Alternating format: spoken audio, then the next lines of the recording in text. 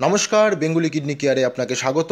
আজকে এই ভিডিওতে আপনাদেরকে জানাবো কিভাবে কিডনি ফেলার পেশেন্টরা হিমোগ্লোবিন লেভেলকে বাড়াবেন।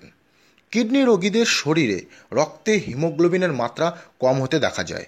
রক্তে হিমোগ্লোবিনের মাত্রা কম হওয়ার একাধিক কারণ থাকে। কিডনি রোগীদের শরীরে হিমোগ্লোবিন ডাউন হওয়ার ফলে বডিতে অক্সিজেন লেভেল সরবরাহ কমতে থাকে, যার ফলে উইকনেস এবং শ্বাসকষ্টের মতো সমস্যা দেখা দেয়। শরীরে কিডনি টক্সিককে যেরকম বাইরে বের করে, তেমনি ইউরিনের আউটপুট করে শরীর থেকে এক্সট্রা ভিটামিন, মিনারেলস এবং ক্রিয়েটিনিন, ইউরিয়া সেগুলোকে বাইরে বের করে।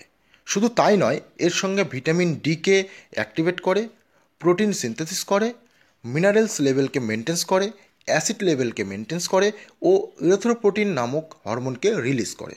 এই ইরিথ্রোপোয়েটিন হরমোন কি সেটা জানো। বেসিক্যালি ইরিথ্রোপোয়েটিন হরমোন ব্লাড কাউন্ট বাড়াতে এবং আরবিসি অর্থাৎ রেড ব্লাড সেল তৈরি করতে সাহায্য করে। রেড ব্লাড সেলস মেনলি 4টি পয়েন্টের সমন্বয়ে গঠিত হয়: 1 আয়রন, 2 ফলিক অ্যাসিড, 3 প্রোটিন ও 4 ইরিথ্রোপোয়েটিন নামক একটি হরমোন। তো কিডনি যখন কাজ করা কমাতে থাকে, অর্থাৎ কিডনির সমস্যা হলে রিপোর্টসে এইচবি লেভেল ডাউন হতে লক্ষ্য করা যায়। এই অবস্থায় ডক্টর ইরিথ্রোপোয়েটিন ইঞ্জেকশন সাজেস্ট করে থাকেন, কারণ কিডনি সেটা বডি থেকে জেনারেট করতে পারছে না, তাই ইঞ্জেকশনের দ্বারা বডিতে পৌঁছানো হয়ে থাকে।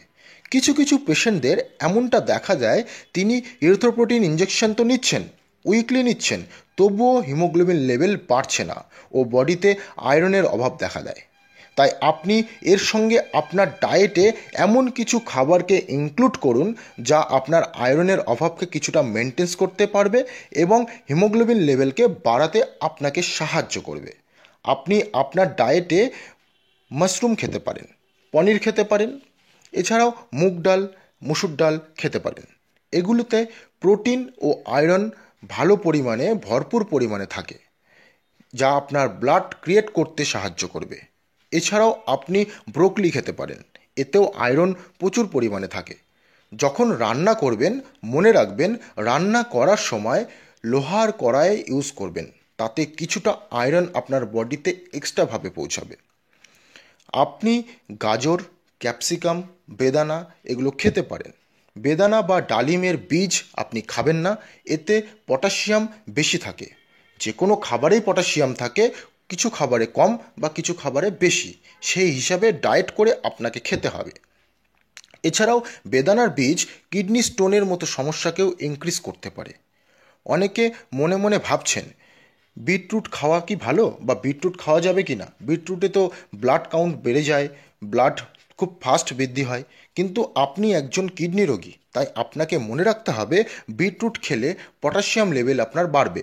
বিটরুটে প্রচুর পরিমাণে পটাশিয়াম থাকে, যা বডিতে অন্য কোনো কমপ্লিকেশন নিয়ে আসবে।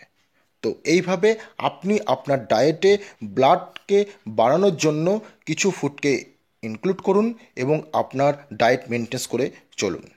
সঙ্গে ডক্টরের পরামর্শ অনুযায়ী ইরিথ্রোপোয়েটিন ইঞ্জেকশন যেভাবে নিচ্ছেন, আপনার ডক্টর আপনাকে যেভাবে নিতে বলেছে সেভাবে নিতে থাকুন। আশা রাখছি আপনি আপনার কিডনি হেলথ নিয়ে সচেতন হবেন, অপরকে সচেতন করবেন। ভালো থাকুন, সুস্থ থাকুন। ধন্যবাদ।